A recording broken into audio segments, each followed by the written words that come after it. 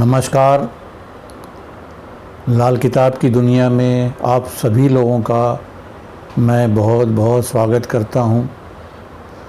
आप लोग सोच रहे होंगे कि मैं ज़्यादा अंतराल के बाद वीडियोस दे रहा हूं, ऐसा क्यों है? वो इसलिए कि मैं सोचता हूं कि जो भी मैं आपको बताऊं सिंपल भाषा में, सिंपल एक्सप्लेनेशन के तहत बताऊं। किताब जैसी अगर कॉम्प्लेक्स चीज़ें मुझे बतानी हैं तो फिर आप किताब तो अवेलेबल है, आप किताब पढ़ सकते हो, देख सकते हो। तो मेरी कोशिश यही है कि जितना सिंपल हो सकता है उतने सिंपल वे में आपको मैं बताऊं। तो इसी को करने में मुझे लग जाता है वक्त। तो इसके लिए मैं आपसे क्षमा प्रार्थी हूं कि मुझे इतना टाइम लग जाता है, लेकिन इस पर कोई बस नहीं है। मैं आपको ज़्यादा से ज़्यादा ये बताना चाहता हूँ कि किस तरह से लाल किताब को समझा जाए। तो उसी उसमें विषय में मैं अभी आपको बता रहा था, लाल किताब में जो ग्रामर का पार्ट बताया गया है उस पे। तो उसे फरमान नंबर 6 चल रहा था। फरमान नंबर 6 को मैंने बताया था कि ये चलने वाली चीज़ है, ये कंटिन्यू होगी कुछ दिन तक, क्योंकि ये कुछ बड़ा है, इससे भी बड़े आने वाले हैं अभी आपको। तो इसमें बहुत सारी चीज़ें इंक्लूडेड हैं जो कि मैं पहले भी आपको बता चुका हूँ, इसलिए रिपीट नहीं करूँगा। जैसे पक्के घर के बारे में भी था, वो बता चुका हूँ मैं। और हथेली का जो मैंने वो पाम मैप दिया था, उसमें हथेली पे क्या क्या कहाँ कहाँ पर कौन कौन से राशियाँ होती हैं, सब दिया हुआ है। आप मेरे पुराने वीडियोस में देखेंगे तो वो आपको मिल जाएंगे। और दोस्ती दुश्मनी जो है ग्रहों की, वो तो लाल किताब में भी मिलेगी आपको, और मैं भी दे चुका हूँ। और ये जो अपने उपाय जो करते हैं 40 दिन, उसके भी है। उसमें रियायती 40 दिन का जो आएगा पार्ट, कि मतलब 40 दिन अपन कंप्लीट करते हैं, उसके बाद एक टाइम आता है, एक अंतराल आता है, उसमें जो है 40 दिन और होते हैं। उसका क्या असर होता है ये मैं आगे चल के बताऊँगा आपको। ये रह गया ग्रहफल, राशिफल मैं बता ही चुका हूँ आपको। और 35 साला और 36 साला चक्र के ऊपर मैं बहुत डिटेल में दे चुका हूँ। ये 6 नंबर में है, इसलिए मैं आपको ब्रीफ कर रहा हूँ कि तो 35 साला मैंने बताया था। 35 साला चक्र हथेली पे चलता है और 36 साला चक्र अंगुलियों पे चलता है। 36 साला चक्र के अंतर्गत जो भी ग्रह आ जाते हैं वो राशिफल के बन जाते हैं, भले ही जन्म कुंडली में वो ग्रहफल के हों। तो ये एक अपने को मौका कुदरत देती है कि आप जो कि अटल चीज़ उसको सुधार सकें। शर्त यही है कि वो चीज़ 36 साला चक्र में आना चाहिए। और इसके पीछे मैंने लॉजिक बताया था कि ये 36 साला चक्र जो है राशिफल का क्यों कहते हैं।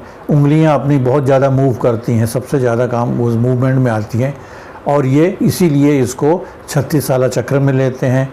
और हथेली जो है उसका मूवमेंट कम से कम होता है, इसलिए उसको ग्रहफल में लेते हैं। तो ये बता चुका हूँ मैं आपको। तो इसके लिए अगर मैं दोबारा बताऊंगा तो ये वेस्टेज ऑफ टाइम है आपका भी और मेरा भी। तो मैं आपको ये बता रहा था कि ये भावार्थ और शब्दार्थ और जो अपन अलग अलग सोचते हैं उसका क्या मतलब होता है। तो जन्म जन्मांतर का भी एक चक्कर है जो इसी में हमें एक्सप्लेन करना है। मतलब पिछला जन्म, आने वाला जन्म, इसके बारे में जो जन्म जन्मांतर का चक्कर है ये हुआ है। इसमें मैं आपको बताऊं कि पंडित जी ने इसको बहुत ज़्यादा इसका खुलासा नहीं किया।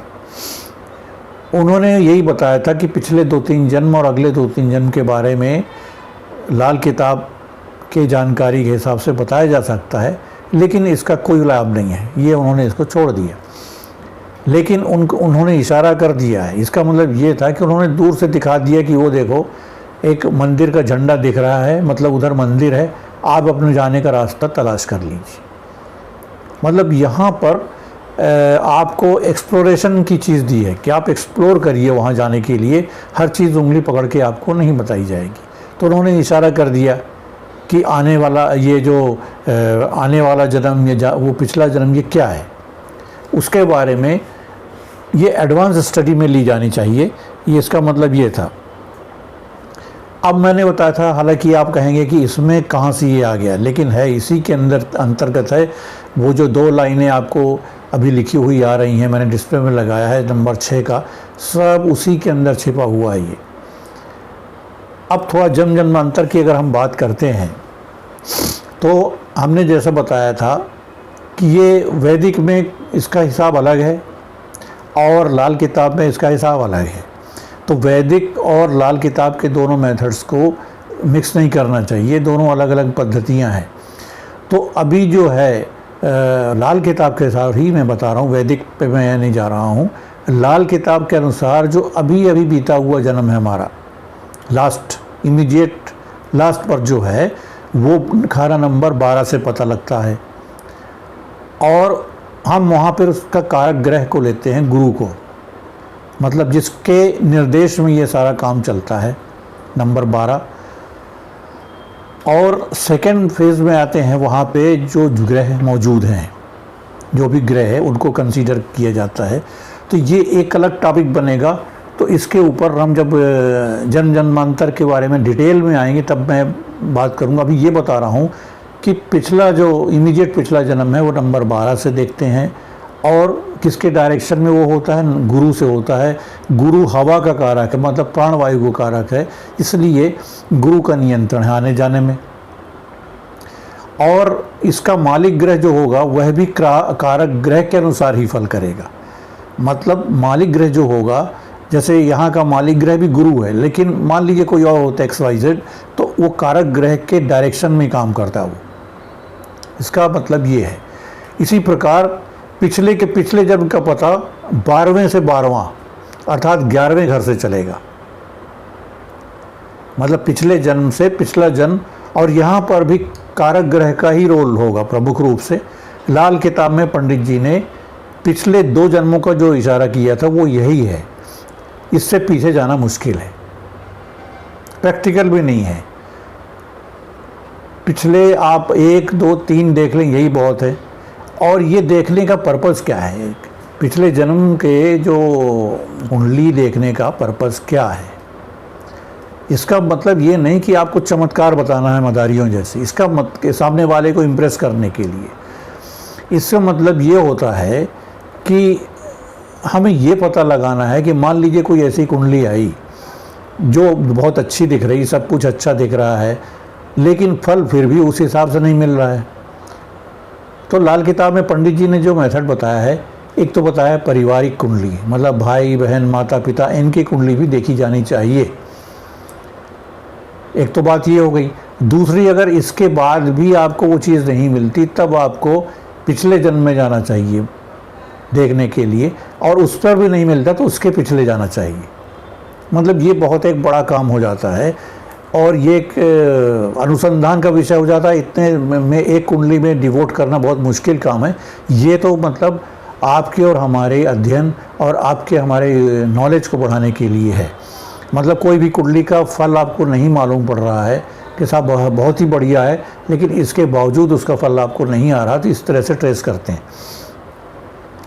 इसी प्रकार जहाँ तक अगले जन्म का सवाल है, वो तुरंत 2 तरह के होते हैं। एक रिसेंट जो होता है, अगले जन्म का प्रतीक 5वां माना है, 5वां खाना हम मानेंगे।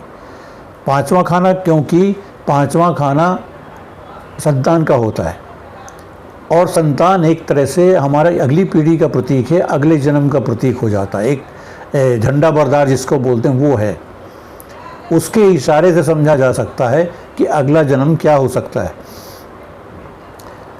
मतलब ये अगले जन्म का प्रोजेक्शन हम मान सकते हैं। इससे अगले जन्म के बारे में जानने के लिए, अगर उससे भी आगे आपको जाना है, तो 5वें से 5वां अर्थात 9वां घर देखा जाएगा। ये मैं आपको अपने अनुसंधान के हिसाब से भी बता रहा हूँ, और ये कोई आप हर कुंडली में ये सब नहीं देख सकते। ये बहुत ही कॉम्प्लिकेटेड और बहुत ही ट्रबलसम चीज़ है, इस पे बहुत टाइम जाता है। ये सिर्फ आपके नॉलेज के लिए मैं बता रहा हूँ। आप इस पर अनुसंधान करेंगे और इसकी कोई चीज़ ऐसे ही निकाल लेंगे जो शॉर्टकट में आती है, तो वो बहुत ही बढ़िया होगी।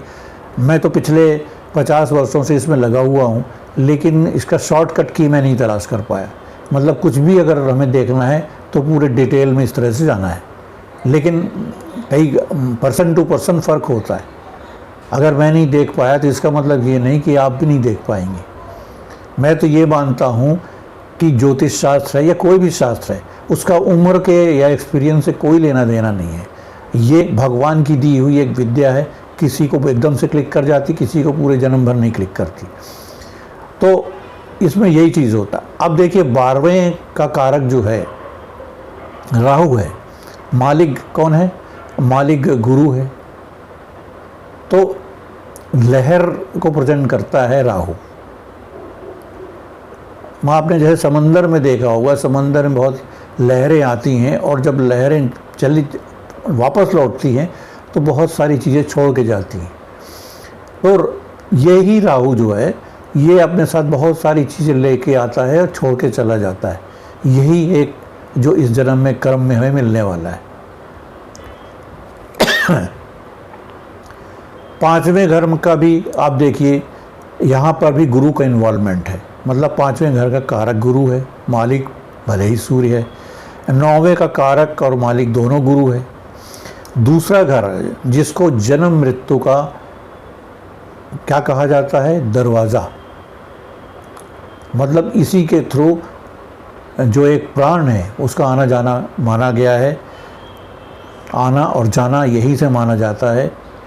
तो यहाँ का भी कारक गुरु है। यहाँ भी मालिक शुक्र है लेकिन कारक गुरु है। तो आप देखेंगे कि ज़्यादातर चीज़ें जितनी हैं, इन्वॉल्वमेंट जो हो रहा है वो गुरु का हो रहा है। और गुरु किसके थ्रू काम करवा रहा है? ये गुरु लहरों के थ्रू जाता है और राहु के लहरों के थ्रू जाता है। तो ये एक बहुत बड़ी चीज़ है कि पिछले जन्म का जो कर्म है इस जन्म की तकदीर है, और उसके पिछले के पिछले जन्म का जो कर्म है वो पिछले जन्म की तकदीर है। इस तरह से ये फिल्टर होते हुए आती है, और जब यहाँ पर आई तो ये फाइनल एक डेस्टिनी बनाती है, ये एक फाइनल भाग्य भी बनाती है। मतलब आपकी कुंडली में अगर एक कोई ग्रह बहुत ही अच्छा है या 2-3 ग्रह बहुत अच्छे हैं, लेकिन फल वो चीज़ दे ही नहीं रहा जिसकी हमें उम्मीद है, तब फिर आप क्या करिए? सबसे पहले आप सरल रास्ता तलाश करिए। सरल रास्ता मतलब परिवार की कुंडली देखिए, जो कि इजीली अवेलेबल हैं आपके, नहीं है तो आप बना सकते हैं। और यहाँ पर भी नहीं मिलते तो फिर आपको घने जंगल में घुसना पड़ता है। मतलब जैसे पिछले जन्म में जाना पड़ेगा उसकी कुंडली देखने के लिए, वहाँ नहीं मिलता तो उसके पिछले जाना पड़ेगा, मतलब और गहन जंगल में जाना पड़ेगा। तो बजाय पहले से ही घने जंगल में जाएं, हम पहले जो सामने आमने सामने जो चीज़ अवेलेबल है उसकी तरफ देखना बेहद ज़रूरी है, वो अच्छा रहता है। ये जो चीज़ है ये सिर्फ एक एकेडमिक इंटरेस्ट की चीज़ है, आपके अध्ययन के लिए है। ये इससे अध्ययन मजबूत होगा और जो तर्क है वो खुल जाएंगे, और कि लाल किताब में ये चीज़ें बताई गई हैं तो इसका तर्क क्या है, इसके लिए मैं बता रहा हूँ। और ये भी बता रहा हूँ कि इसके माध्यम से हो सकता है कि आप और ज़्यादा एक्सप्लोर कर पाएँ। कि लाल के कई लोग बोलते हैं कि साहब ये दुनिया भर की चीज़ें लिखी है, इसमें एक नहीं हुई हमारे साथ। या उपाय में भी ये चीज़ लागू होती है कि साहब मंगल बध है, मान लीजिए मंगल बध का उपाय योग्य मंगल बध है और हमने मंगल बध का उपाय किया, कुछ नहीं हुआ। तो यहाँ पे वही है कि पहले फैमिली हॉरोस्कोप देखेंगे आप, उसके बाद यहाँ कुछ नहीं मिलता तो फिर पिछले जन्म, और नहीं मिलता तो उसके पिछले जाना ज़्यादा मुश्किल है। मतलब जैसे पंडित जी ने बताया था, पिछला दो अगला दो, और ये उनको अच्छे से मालूम था, वो जानते थे, लेकिन उन्होंने इसके बारे में सिर्फ इतनी लाइन बोल के छोड़ दी, आगे आपको तलाश करना है। तो इसके ऊपर से मैं ये बता रहा था आपको कि मतलब पूर्व जन्म के हिसाब से हम कैसे चलेंगे। अब सवाल आता है कि नंबर 6 में जो चीज़ें बाकी थी, नंबर 6 की चीज़ों को मैं आपको, मेरा ख्याल है काफ़ी कुछ बता दिया है उसके बारे में, और 35 साल 36 साल चक्र भी हो गया है। अब सिर्फ मैं उसके ऊपर दूंगा तो वो छोटा सा बचा है वो, लेकिन अगले अंक में बताऊंगा कि जो रियायती 40 दिन है वो 1 लाइनर होगा या 2 या 3 लाइनर होगा, वो इसका क्या मतलब है, उसका क्या उपयोग किया जा सकता है। और इसमें ये चीज़ है, एक चीज़ हमारे कई विद्वान दर्शक पूछ रहे हैं कि साहब तकदीर बड़ी है या तदबीर। ये वो इस तरह का सवाल है कि एक सिक्के के 2 पहलू हैं, इनको हम अलग अलग नहीं कर सकते, दोनों एक दूसरे से जुड़े हुए हैं कि तकदीर और तदबीर एक सिक्के के 2 पहलू हैं। लेकिन एक बात ज़रूर है, ये मेरे अपनी ओपिनियन भी है कि तकदीर और तकदीर का डेफिनेशन मतलब हम इस तरह से लेंगे कि मान लीजिए आपके सामने एक थाली परोसी गई है, उस पर पकवान वगैरह रखे हुए हैं, तो आप उसको जब तक हाथों से उठा के मुंह में नहीं रखेंगे तब तक तो वो मुंह में उड़ के तो नहीं आ जाएंगे। तो जो हाथों का जो मूवमेंट है ये है आपकी तदबीर, मतलब कर्म। मतलब आप इतना कर्म नहीं करेंगे तो आप भूखे रह जाएंगे। लेकिन अगर थाली में कुछ भी नहीं है तो आप हाथ भी चलाएंगे तो कुछ नहीं आने वाला। तो ये हो गया बदकिस्मती। तो इतना सा एक थिन लाइन है तकदीर और तदबीर के बीच में। मतलब ये कह लेना कि हर चीज़ कर्म करके हासिल की जा सकती है, मैं ऐसा नहीं मानता। मैंने कई ऐसे एग्जाम्पल देखे हैं कि जहाँ पर अच्छे खासे क्वालिफाइड लोग, अच्छे खासे नॉलेजेबल लोग, कोई खोट नहीं है, उन्होंने ज़िंदगी में एक बहुत ही साधारण स्थिति गुजारी है। अपने से कम क्वालिफ़िकेशन वालों के या कम योग्यता वालों के अंडर में उन्होंने ज़िंदगी निकाल दी। अब यहाँ पे आप क्या बोलेंगे, ये तकदीरी है। कर्म में तुमने कोई कमी नहीं रखी, टॉपर रहे हैं पढ़ाई लिखाई में, मेहनत में डिवोटेड रहे हैं, तो क्यों नहीं कर पाए वो। यहाँ पे ये तकदीर आती है, क्योंकि अगर तकदीर की चीज़ अगर नहीं होती तो हर आदमी कुछ भी बन जाता सिर्फ योग्यता के बल पर। तो इसीलिए मैंने कहा कि दोनों चीज़ें जो है एक दूसरे से जुड़ी हुई हैं। यहाँ पर मैं अपने अल्प ज्ञान से थोड़ा साइंस का सपोर्ट भी लेना चाहता हूँ जन्म जन्मांतर के ऊपर। जैसा कि आपको मालूम है कि जो एटम की बनावट है उसमें बीच में न्यूक्लियस होता है और उसके चारों ओर इलेक्ट्रॉन घूमते हैं इलिप्टिकल शेप में। इसका जो मैंने डायग्राम भी लगाया हुआ है आप देखेंगे, ये इसके चारों ओर घूमते हैं और अपने एनर्जी लेवल के हिसाब से अलग अलग ऑर्बिट्स में ये चले जाते हैं। मतलब निचले ऑर्बिट से अगले ऑर्बिट, अगले ऑर्बिट से उससे अगले ऑर्बिट, लेकिन घूमते इस तरह से हैं कि मतलब इलिप्टिकल शेप में घूमते हैं। तो एक ना एक बार या 2 बार या 3 बार, जितनी बार कहिए, वो अपने पुराने पोजीशन से भी गुजरते हैं। मैं थोड़ा इसमें लिबर्टी ले रहा हूँ, इसके जो बहुत जानकार लोग हैं, ये साइंटिस्ट लोग हैं, इसमें कृपया ऑब्जेक्शन ना लें। मैं इसको थोड़ा सा एक उसमें लगा रहा हूँ, एक क्या ना चाहिए सरल वे में ले रहा हूँ इसको एक्सप्लेन करने के लिए कि जन्म जन्मांतर की चीज़ें जो मैं ले रहा हूँ कि किस तरह से आगे बढ़ता है इंसानी ज़िंदगी का जो ये यात्रा जो है किस तरह से होती है। तो आपने जैसे पढ़ा होगा कि ये इलेक्ट्रॉन जो है जैसे जैसे एनर्जी इनकी बढ़ती है ये अगले ऑर्बिट पे जाते हैं, इसके ऊपर जाते हैं और जब लेते हैं तो अगले ऑर्बिट पे चले जाते हैं। लेकिन जैसे इनकी एनर्जी ख़त्म धीरे धीरे समाप्त होती है, फिर से न्यूक्लियस की ओर आना शुरू कर देते हैं और एक टाइम ऐसा आता है कि जब ये न्यूक्लियस में समा जाते हैं, फिर से इनका डेवलपमेंट होता है। तो ये जो अगर हम इसको जन्म जन्मांतर से लें तो व्यक्ति जो है, जो एनर्जी, व्यक्ति को अगर हम इलेक्ट्रॉन मान लें तो ये एनर्जी ले रहा है अपने कर्मों से। इसके कर्म जितने स्ट्रांग हैं, इसके डीड्स जितने अच्छे होंगे, उसके हिसाब से एनर्जी लेवल इसकी हाई होती जाएगी और अगले जो ऑर्बिट्स है उस पर जाता जाएगा। अगला ऑर्बिट्स मतलब डेवलपमेंट की अगली स्टेज, डेवलपमेंट की स्टेज। तकदीर की स्टेज, इस पे चला जाएगा। लेकिन एक स्टेज ज़रूर ऐसी आएगी कि ये धीरे धीरे कम होता जाता है। जब कम होते होते फिर से ये उसमें आ जाएगा, नीचे न्यूक्लियस में आ जाएगा। वही चीज़ ये जो 2 लाइनें बोली गई हैं नंबर 6 के छंद वर्ण में, इसी के साथ रिलेटेड है कि जो हमारा कर्म है उसके हिसाब से ये इलेक्ट्रॉन्स मूव करेंगे, और ये इलेक्ट्रिकल उसमें वे में मूव कर रहे हैं, तो ये आगे भी जा रहे हैं, बीच में भी आ रहे हैं, पीछे भी जा रहे हैं। मतलब एक तरह से एक बड़ा एनर्जी लेवल मेंटेन हो रहा है। और इनका एनर्जी डिपेंड करता है कि आपने ये जिस जातक की बात हो रही है उसके कर्म कहाँ तक है।